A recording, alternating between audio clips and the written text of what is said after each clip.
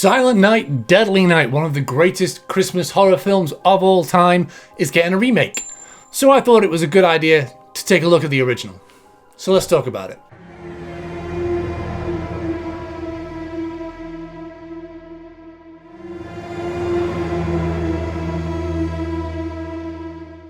Silent Night, Deadly Night came out in 1984 and was about a young man named Billy dressing up as Santa Claus and killing a bunch of people. But there's a lot more to it than that, so I want to talk about it today and see why this film is such a classic of the genre. And before we go ahead, I'm going to say spoilers.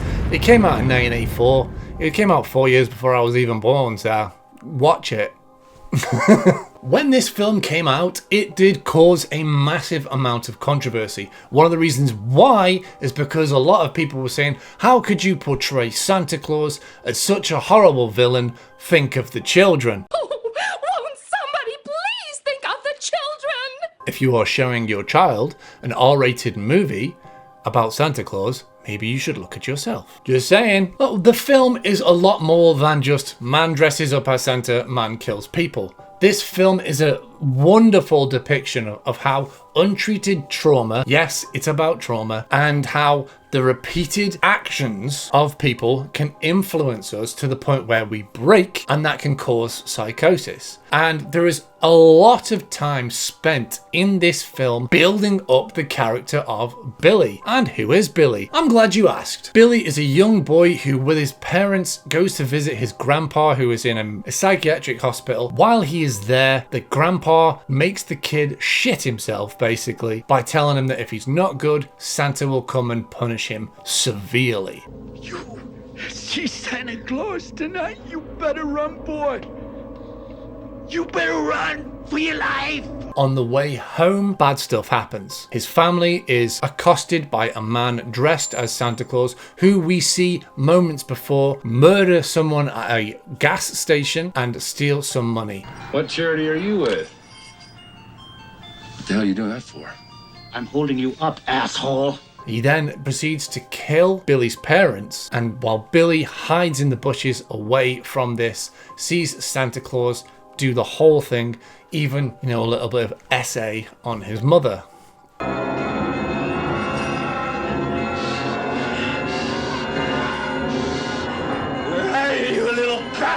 From there, Billy is taken into an orphanage where things only get worse for him. People don't understand that he has this trauma inside of him, and he doesn't talk about it, but he does draw it, and it's clearly something that bothers him. He has violent reactions when he's forced to do anything Christmassy and see Santa Claus. He is terrified of the man, and instead of being listened to by Mother Superior and the nuns who run this orphanage, he gets beaten. I'm sorry.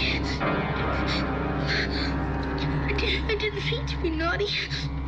Don't punish me, please. And lots of things like this keep happening throughout the story. Before we carry on, guys, if you can leave a like and subscribe, it's a little thing for you, but it really helps out the channel. I really appreciate it. Thank you very much. He happens to see some people engaging in some nighttime activities. They're doing it. And just for seeing it by mistake, he gets punished. A nun tells him he's allowed to leave his room, but Mother Superior says he's not. He gets punished. He is just doing what he is told. He is trying to be good. Everyone around him is not only being awful, they're treating him awfully for just existing. Cut to a few years later, Billy is a jacked up dude and he gets a job in a toy store working in the stockroom. Now this is really good for one, not only showing that Billy is a sweet innocent kid and he just wants to be in society. Two, it shows how strong he is, which is really important to the rest of the story because he is doing some killings that require some biceps. And again, it shows people being nice to him enjoying his life, but then Christmas time comes around and he's struggling, and instead of people being supportive to him, they again treat him like crap. One person seems to be concerned with him in the store, which is a woman that works in the store, and another nun, the one who kept fighting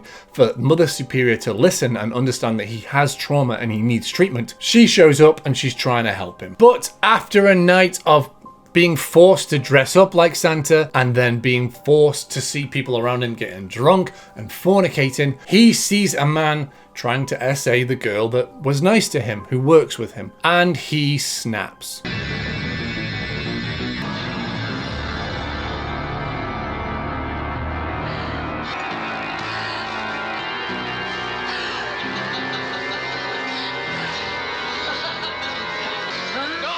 he eventually personifies this idea that he has in his head of Santa Claus. And he feels, after all of the years of punishment and grief and talking down to by everyone around him that he's had enough. And he goes on a killing spree, deciding to punish the wicked, killing people who fornicate, bully, drink, and all of his actions for the whole rest of the film make sense because they take so much time to build up how traumatized he is and how he sees all these things around him and how he's been constantly told that these are naughty. I'm using the word naughties because that's the word they use. Right? They say naughty a lot, including Billy. Now, I watched the extended unrated version for this. This version of the film shows how much they actually cut out. There was a lot more violence, there was a lot more nudity, and there was a lot more cursing. They really had to chop this down when it was released. One, only it was 1984, but two, it was Santa Claus. I bet they were really worried at the time. There are some absolutely iconic kills in this film. For one, the great one of all is the antler kill. Pierced right through the body, not through the boobs though, you know. It's the 80s, man.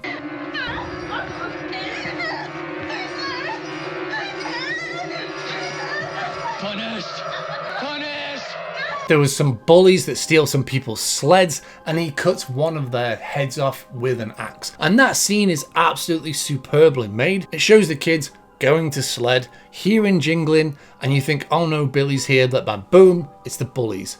The bullies steal their sleds and then go sledding one at a time. The first one goes down and you think it's silent, something bad's gonna happen to him, but he gets down fine. The second kid goes down and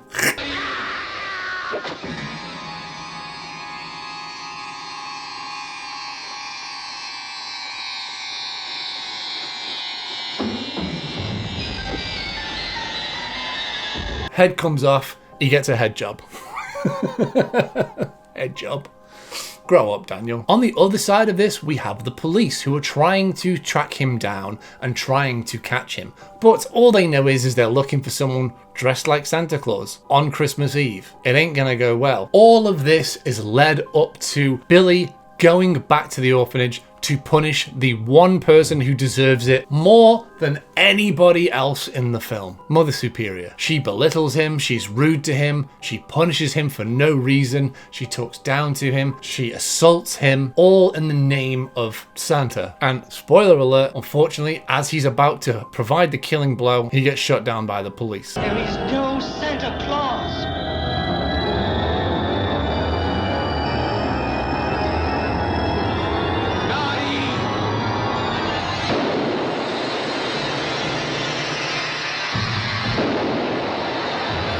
But his little baby brother, who is now a little baby toddler, I don't know how old he is, but he is there and he repeats the word that Billy has been saying throughout the entire film before he kills someone, because he just saw his brother die. He looks up and says, Naughty. I absolutely love this film. I think it's an absolute Christmas classic.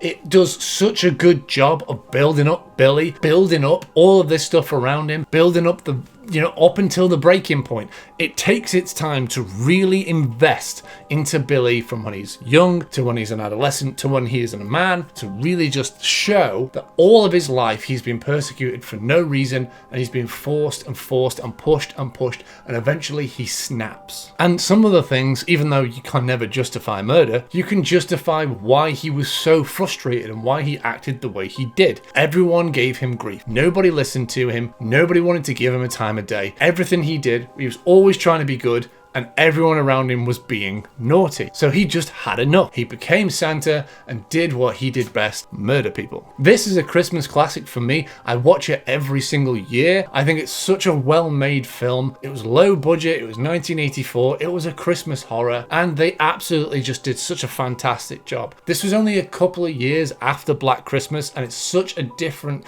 kind of take on that Christmas horror. It really cemented the slasher thing. Christmas slasher thing. There's a lot of Santa Claus killer films now.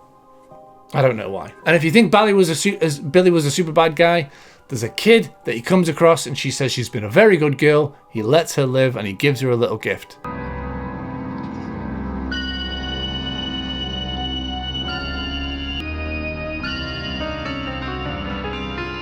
even though it's a knife. But he gives her a gift. He does do the Santa thing, does do Santa. For me personally, this film is a 7 out of 10. I think it's just a really fun watch. It has its flaws. It's a bit janky in places. Of course it will be. But it's so just full of heart and well crafted story that it really elevates it above a B-movie slasher, I think, in my eyes. It's a really, really good horror film. And if you don't have it on your Christmas horror list, then you should. What do you guys think about this film? Let me know down in the comments below. Are you going to watch the remake?